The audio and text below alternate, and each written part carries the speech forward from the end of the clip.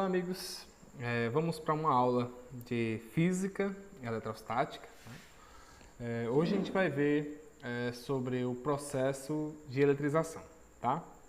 Então, para que a gente possa ver um pouco mais sobre isso, aqui nós vamos discutir os três processos de eletrização: a eletrização por atrito, certo? A por condução e a por indução. Eu espero que eu consiga tirar as dúvidas de vocês. Qualquer dúvida também você pode comentar aqui embaixo, tá? Vou mandar, com certeza, você escrevendo aqui, né? Que a gente vai, com certeza, tentar tirar suas dúvidas aqui, tudo bem? Então, vamos iniciar a primeira aula de eletrostática, ok? Vamos lá.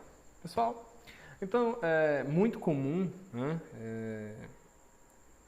Quando você está estudando a eletrostática, você começar falando desses processos de eletrização, porque ele é a base da eletricidade, né? Você pode, por exemplo, estudar no ensino fundamental, pode estudar ela no ensino médio e no ensino superior, sempre você vai começar, né, falando sobre os processos de eletrização, né? Você já, muitas vezes, já deve ter percebido que quando você passa muito tempo sentado, por exemplo, numa cadeira de plástico, né, quando você sai dessa cadeira de plástico, parece que o pelo do seu braço está sendo atraído, né? Parece não, realmente, às vezes, realmente está sendo atraído, né?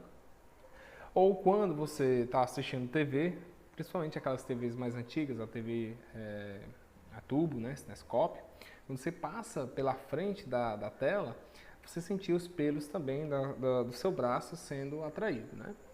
Por que isso acontece, né? Então, antes de saber o porquê que acontece, vamos verificar, né, esse processo, né?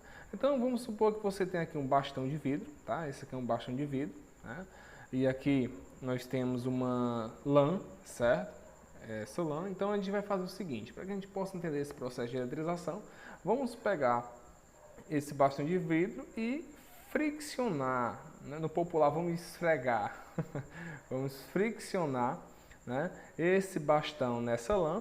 Quando você faz isso, a tendência é que, se você aproximá-lo novamente, né, você vai perceber então que ele vai começar a se atrair, vai existir uma força aqui, uma força de atração de ambos os materiais, certo? Mas se você fizesse o contrário, né? Se você pegasse, por exemplo, agora pegando dois materiais como o vidro, friccionando nessa mesma lã, quando você colocasse eles próximos uns aos outros, você ia perceber que no lugar de se atrair, eles iam se repelir, né? Mas por que isso acontece, né? Por que eles vão se repelir, né? Ou melhor, quando é que eles vão se repelir? Então, para que a gente possa entender isso, a gente deve entender que os materiais, eles são feitos por átomos, né? Então, um vidro, ele tem uma quantidade expressiva de átomos, né? Qualquer material, né? Qualquer material, você vai observar que você deve saber que ele é composto por átomos, ele é feito de átomos, né? Então, se você observar, nós temos esse modelo modelo planetário, né, do átomo, né? Não é o mais novo, mas é um dos modelos que consegue explicar perfeitamente, né, a questão da eletrização. E nesse átomo você observa o seguinte, que existe aqui o núcleo, né?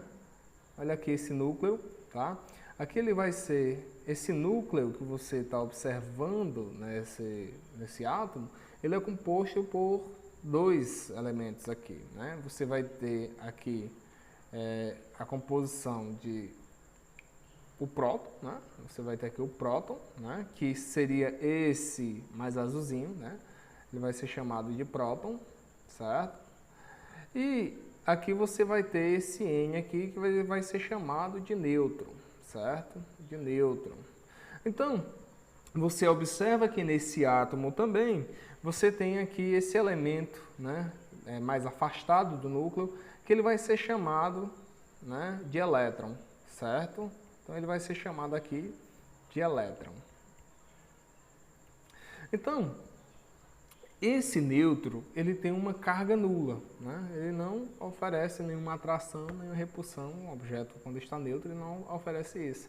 Então ele tem uma carga nula, né? A carga desse elemento aqui vai ser nula, né? Então aqui você vai ter essa situação, né, como representada neste átomo, né? Mas agora você, por definição, né, foi definido dessa forma que os prótons eles vão obter carga positiva, né? Então a gente vai colocar aqui o próton como sendo positivo, certo? E nós vamos ter os elétrons como sendo carga negativa. Ok, tá?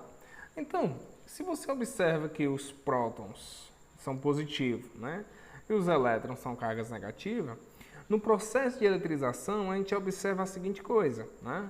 O que a gente pode observar com esse átomo? O que esse átomo vai me ajudar a entender no processo de eletrização? Ora, vocês observam que os prótons estão mais no núcleo, né? Aliás, está no núcleo, né? Então, é muito mais difícil retirar eles quando você está atritando do que retirar os elétrons.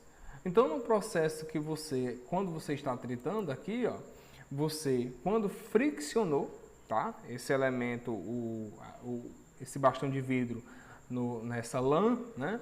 Você observa que a lã retirou os elétrons, né? Que estavam em excesso no vidro, tá?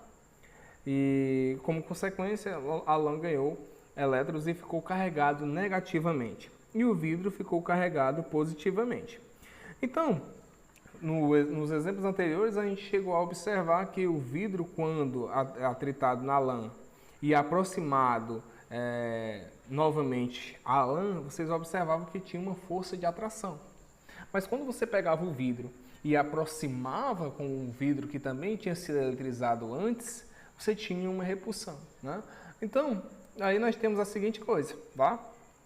Nessa situação você vai observar, né? Eu retirei aqui a mão para que você observasse que nessa região aqui não foi eletrizado, nem nessa outra região. Já a gente vai explicar o porquê, né? Mas quando você faz o processo de eletrização, você vai perceber a seguinte coisa, né? Que quando você aproximou o vidro com o vidro, né? Nós já sabemos a sua carga, né? Eu já falei para vocês, né? Depois a gente vai ver o processo, vai ver uma tabela de como saber o que é positivo, o que é negativo com o processo de eletrização, né? Mas vocês observam então, se o vidro está repelindo o outro vidro depois da eletrização e você já sabe que ele era positivo, então você tem a seguinte coisa, que as cargas de mesmo sinal, tá, que você está observando aqui a repulsão, as cargas de mesmo sinal se repelem, tá? E aqui vocês vão observar nesse outro ponto que quando você tinha aqui a lã, né, próximo ao vidro, tá? Você observava que tinha uma força de atração, tá? Então aqui você tinha uma força de atração. Então você vai ter a seguinte coisa: quando você tem mesmo sinal, tá? Vou colocar aqui no slide anterior. Então mesmo sinal,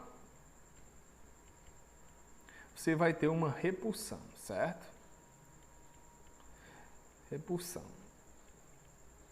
Ah, professor, então quer dizer que se eu aproximasse a lã com a lã, ficou até engraçado esse termo, se você aproximasse a lã com a lã, se elas estivessem carregadas, elas iam se repelir? Exatamente, tá? Se é o mesmo sinal, elas vão se repelir. Então, quando você tem sinais diferentes, tá? Sinais diferentes, certo? Você vai ter uma atração, certo? Então aqui você vai ter uma atração. Pronto. Então aqui você vai ter uma atração, tá? Então, nós podemos observar esse processo, né? Aqui vocês observaram então que quando eu pegava o vidro com a lã, o vidro ficava positivo e a lã ficava negativo. Mas como é que eu sei que a lã ficava negativa e o vidro ficou positivo? Ora, jovens, a única maneira de você saber quem é que vai ser negativo, né, se você não tiver uma tabela como essa que eu vou mostrar, é só se você já souber a carga do primeiro corpo. Então vamos supor o seguinte: se você tem dois corpos eletrizados, você sabe a carga de um, se ele se atrai, é porque ele vai ter carga diferente do outro, né?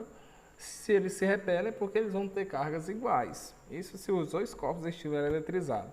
Mas essa tabela triboelétrica, essa série triboelétrica, ela me permite saber, tá? Por experimentos já realizados, ela me permite saber quem é que vai ficar positivo e quem é que vai ficar negativo. Então vocês observaram que quando eu atritei o vidro com a lã, nesse caso aqui, ó, peguei o vidro com a lã, você observa que o vidro ficou positivo e a lã ficou negativo. E o que essa tabela, essa série triboelétrica tem tão interessante assim? Por que ela facilita a compreensão de quem é os termos que vão ficar positivo e negativo? Olha, jovens, verifiquem aqui. Eu coloquei o positivo no primeiro, negativo no segundo. Essa tabela me diz que se eu atritar o vidro com a lã, né, a lã vai ficar negativo e o vidro positivo. Mas se porventura eu pegasse a lã e atritasse com a pele de ovelha, certo? A lã ficaria positiva e a pele de ovelha negativa. E observa a sequência. Se eu atrito novamente a pele de ovelha com seu sucessor, a pele de ovelha ficaria positiva e a seda ficaria negativa. E assim sucessivamente. Verifique e assim sucessivamente, tá?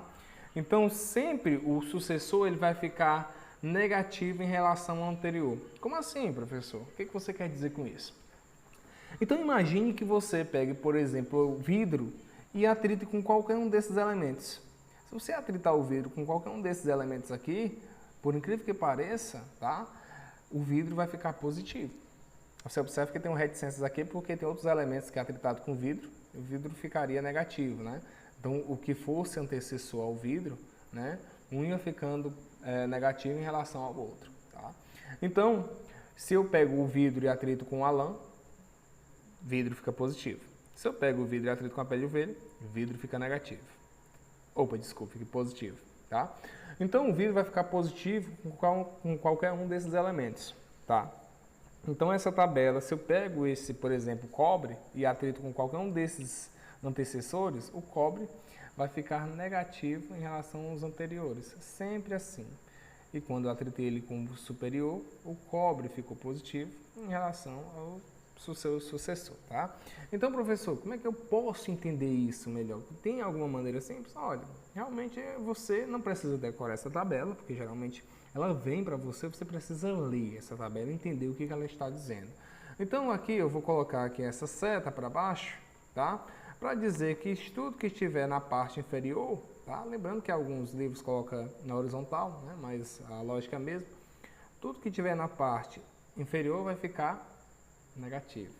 Tudo que tiver na parte superior, ele vai ficar positivo em relação ao seu sucessor. Então, quer dizer, professor, que se eu pego esse vidro e atrito com a seda vai ficar negativa e o vidro vai ficar positivo. Isso. Você olha para essa seta aqui, tudo que tiver abaixo dele vai ficar negativo. E tudo que tiver acima dele, positivo, certo? Então, né, dando sequência à eletrização por atrito, tá? A gente pode comentar agora também que, no caso, vocês observaram que nas regiões quando você atritava, né, por exemplo, essa aqui, né, você observou que quando você pegava esse bastão de vidro e atritava nessa região, né, somente a região que era friccionada ficava com os sinais carregado positivamente ou negativamente, né? Então, esse cidadão está segurando essa mão, né, mas nessa região onde ele está segurando não tem carga elétrica. Da mesma forma aqui nessa lã, né? Isso porque ele se trata de um isolante. Então, os isolantes, ele não espalham os elétrons por todo o seu corpo, tá? Porque ele tem poucos elétrons livres, ao contrário dos condutores, tá? Então, aqui você pode observar que eu coloquei os condutores isolantes. O que seriam os condutores isolantes? Os condutores geralmente são os metais, são geralmente os materiais que têm mais elétrons livres, que se você porventura ligasse, no conteúdo que vocês viram agora, mas se você ligar, por exemplo, uma diferença de potencial nele, vai circular elétrons, tá? Com mais facilidade. Os isolantes, por exemplo, a borracha, né? Ele tem muita dificuldade de chegar a locomover um elétron com uma diferença de potencial pequena, né? Mas, desculpa. Mas não existe um isolante perfeito, né? E também, quando a gente fala que um corpo é isolante, a gente está colocando em determinadas situações, né? Mas, por exemplo, esse aqui se trata, esse meu pincel aqui dessa mesa digitalizadora, que é o que eu estou utilizando aqui, né? Ele é um plástico, então ele não tem uma facilidade de conduzir elétrons. Então aqui eu posso dizer que é um isolante, tá? Uma das maneiras fáceis também de você perceber isso é porque geralmente os condutores ele aquece com mais facilidade, né? Por exemplo, é o caso de um alumínio, quando colocado no fogo, ele vai aquecer muito mais rápido, por exemplo, do que uma madeira, né? Então é uma coisa bastante interessante de se observar. E o que eu posso observar nos condutores, nos isolantes? Aqui você já viu que ficou eletrizado só nessa região, ao contrário do que acontece com os condutores. Os condutores, né?